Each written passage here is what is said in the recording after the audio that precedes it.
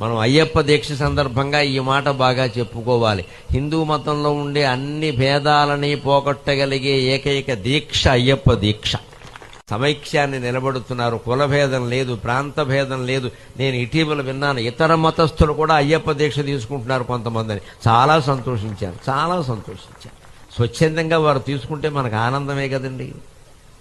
కులభేదం లేదు. ప్రధానంగా ఎక్కడ అయ్యప్ప స్వాములు భోజనం చేస్తున్నా పక్కన ఆయన్ని స్వామి స్వామి అంటారు తప్పితే నువ్వు ఏ కులం స్వామి అని అనరు. అసలు ఆ మాటే రాదు. ఎటువంటి భేదము లేకుండా 4 మెతుకులు నీ పక్కన కూర్చుని తినడానికి దిక్కుమాలిన కులం అడ్డమైతే ఈ అధవ కులం తీసుకెళ్లి గంగలో బారేద్దామని అందరికీ చెబుతున్న దీక్ష అయ్యప్ప దీక్ష.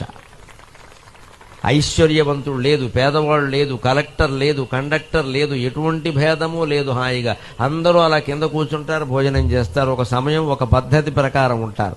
అందుకని అయ్యప్ప దీక్ష హిందూ